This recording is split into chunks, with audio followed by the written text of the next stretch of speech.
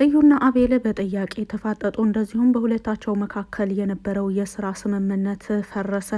እዩ አቤልን ፈጽሞ በፊትም አላመንኩህም ነበር ብሎ ሲናገረው፣ እንደዚሁም አቤል ደግሞ እኔም አንተን በጣም እንደማላምንህ ታውቃለህ፣ አሁን እንኳን ከየት እንደመጣህ አውቃለሁ በማለት ሲናገር፣ ምክንያቱም እዩ ከነ አቤል ቤት ዶክመንቶችን ይዞ ሊወጣ ሲል እንደ መተው አስረውት እንደቆዩ ነግረዋለች ሪች በስልክ።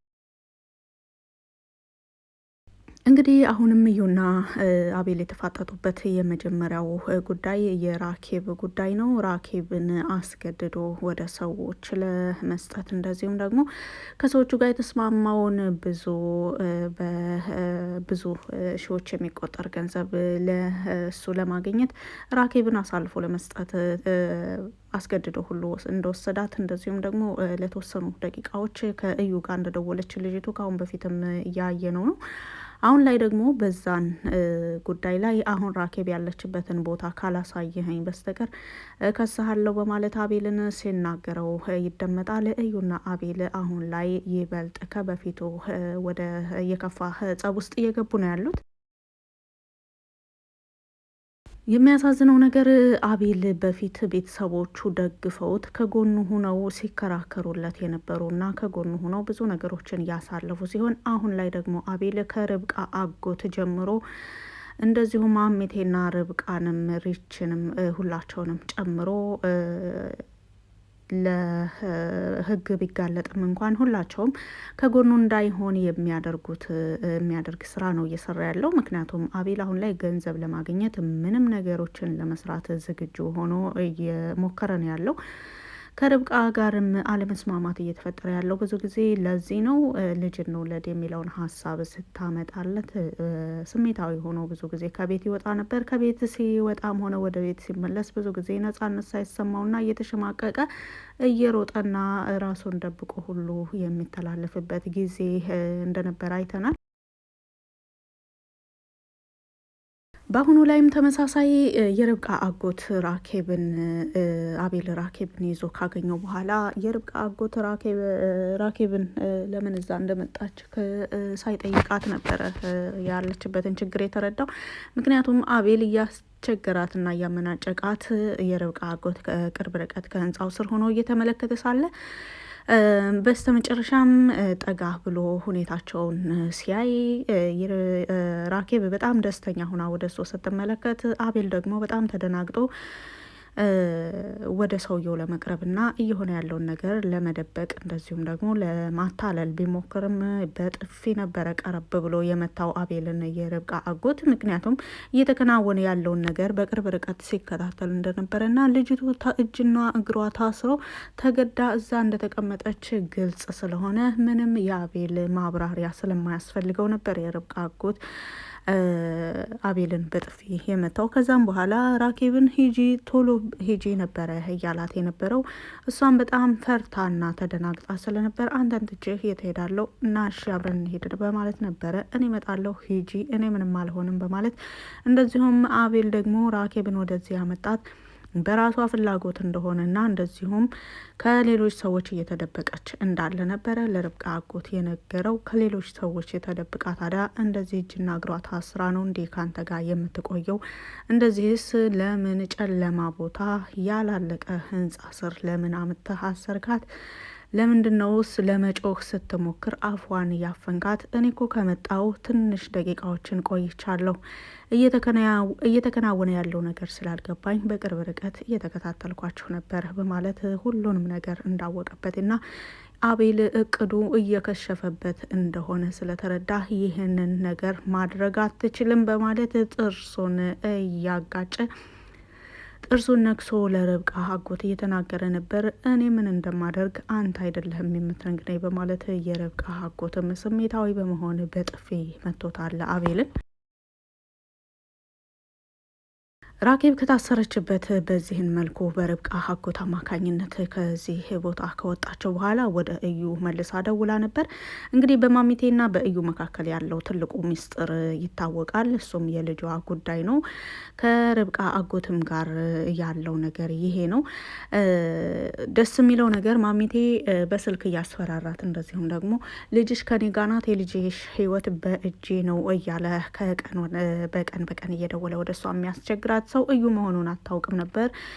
ብዙ ጊዜ ይህን ድምጽ አውቀዋለሁ፣ የት እንደማውቀው አላውቅም እያለች ማሚቴ ጥርጣሬ ውስጥ ብትሆንም አሁን ላይ እርግጠኛ ሆናለች። እንደዚሁም ደግሞ እዩን ፈጽሞ ከዚህ ቦታ መፍታት የለብንም፣ እኛ የምንፈልገውን ነገር ሁሉ እስከምናደርግ ድረስ ብለው አስረው ቢያስቀምጡትም በስተመጨረሻ ግን የልጇ ጉዳይ ስለሆነባት፣ እንደዚሁም ደግሞ የልጇን ድምጽ በስልክ ስለሰማች የልጇ ደህንነት ከእዩ ጋር ይያያዛል ብላ ስላሰበች ርብቃና ሪች ክፍል ውስጥ ሆነው ስለ እርግዝናው ጉዳይ እያወሩ ሳለ እሷ እዩን ፈታ ለቀዋለች።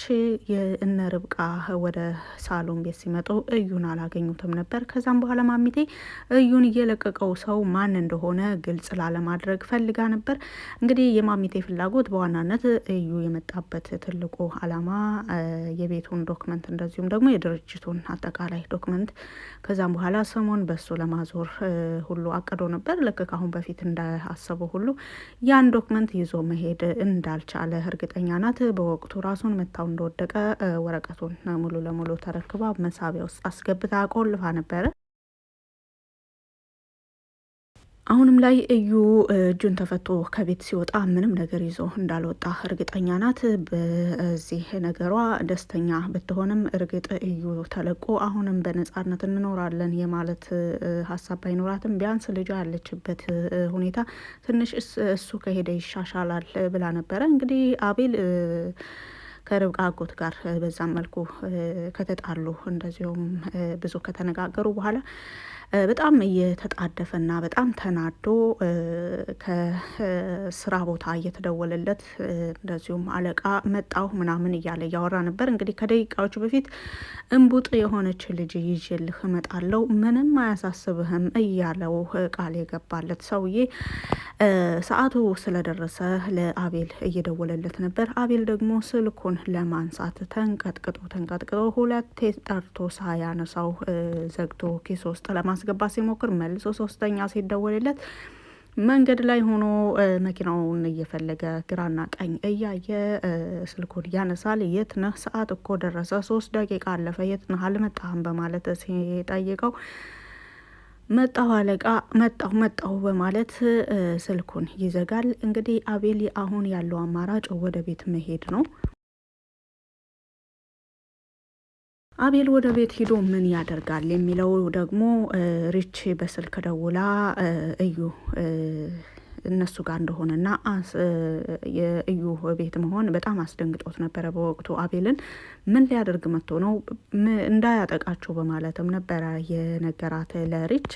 ምንም አያደርገንም፣ ብታየው በጣም ሲያሳዝን እጅና እግሩን አስረን እንደዚህ ቁጭ አድርገን እየተጫወትንበት ነው በማለት ነበረ የተናገረችው። ይህ ነገር እንዴት ሊሆን ቻለ በማለት ማሚቴ ናታ፣ ማሚቴ ጀግና ሆናለች ብታይ በማለት ሪች ለአቤል በጠቅሉ እዩ ወደ ቤታቸው እንደመጣና እቃ ሊወስድ እንደመጣ ብዙ አላማ ይዞ ወደ ቤት እንደሄደ እንደዚሁም ደግሞ የሚገርመው ነገር ወደ ቤት ሲሄድ ከማሚቴ ውጭ ቤት ውስጥ ማንም ሰው እንደሌለ እርግጠኛ ሆኖ ነው የሄደው በማለት መንገድ ላይ እኛን አይቶን ነበር፣ እንግዲህ አንተን ደግሞ ይህ አናውቅም በማለት ስትነግረው ጠዋት አካባቢ ወደ ስራ ሲሄድ እዩ በቅርብ ርቀት ተመልክቶት እንደነበረ ያስታውሳል አቤል። እዩ አሁንም ከበፊቱ የከፋ ነገር ለማድረግ ዝግጁ ነው። በዚህ ላይ ደግሞ ከሰሞኑ አብረን እንስራ ብዬ የተስማማሁለትን ነገር ምናልባት በዛ አጋጣሚ አድርጎ መልሶ ሊያጠቃኝ ይችላል በማለት በሀሳቡም ከመጣለት በኋላ እሺ በቃ መጣው ብሎ ስልኩን ይዘጋል።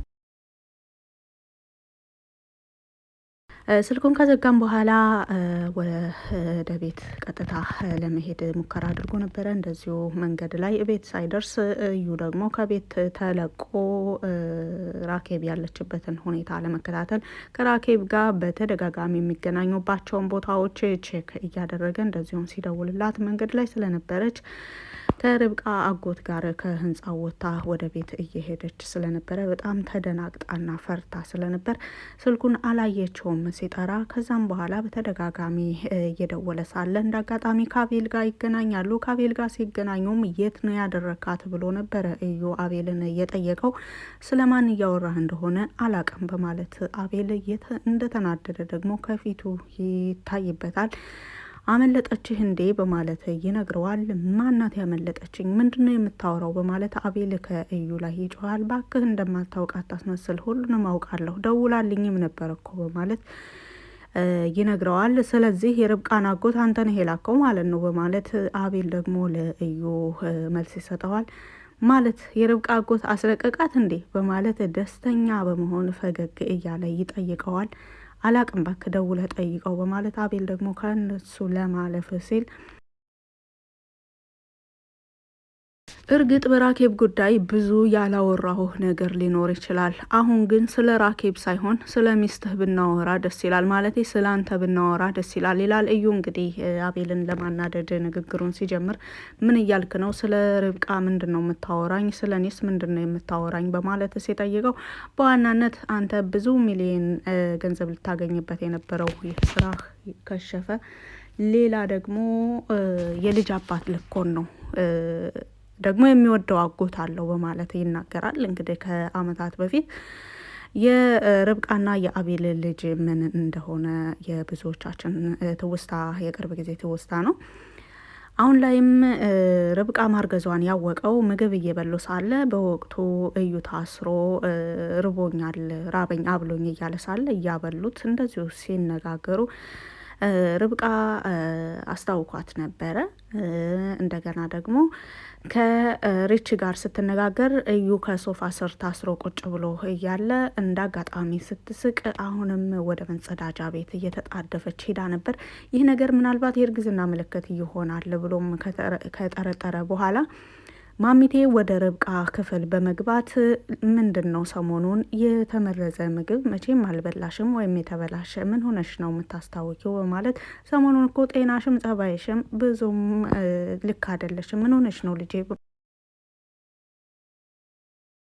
በማለት ማሚቴ ርብቃን ጠይቃት ነበረ። ማሚቴ እኔ ምንም የማውቀው ነገር የለኝም አላውቅም፣ ጠዋትም እንደዚሁ እንዳጋጣሚ እየሳኩ ነው ወደ ላይ ያለኝ በማለት ስትመልስ፣ ማሚቴ ደግሞ ልጄን የጠረጠርኩት እንዳይሆን በማለት ስትናገር፣ ማለት አንቺ የጠረጠርሽው ምንድን ነው በማለት ማለቴ ስጠብቀው የነበረው እርጉዝ ሆነሽ እንዳይሆን በማለት ስትመልስላት፣ እዩ በትንሹም ቢሆን እያዳመጠ ነበር። በአጠቃላይ ከሁሉም መረጃዎች እዩ ትልቅ መረጃ ይዞ የወጣው ከዚህ ርብቃ ጸንሳ መሆኗን ነው። ይህንን ነገር ላቤል ሲነግረው በጣም ተናዶ ነበረ ወደ ቤት እየሄደ ያለው። እንግዲህ በእርግዝናው ጉዳይ ላይ በተደጋጋሚ ለአቤል ሀሳብ ሲመጣ አቤል በጣም ተበሳጭቶ የሚሄድበት ጊዜ ነበረው። አሁንስ እየተጣደፈ ወደ ቤት የሄደው ምን ለማድረግ ነው የሚለውን በቀጣይ ፓርት ላይ የምናየው ይሆናል። በቪዲዮ ላይ ማንኛውንም አስተያየት በኮመንት ስር መጻፍ ትችላላችሁ። ስላዳመጣችሁ ከልብ አመሰግናለሁ። መልካም ጊዜ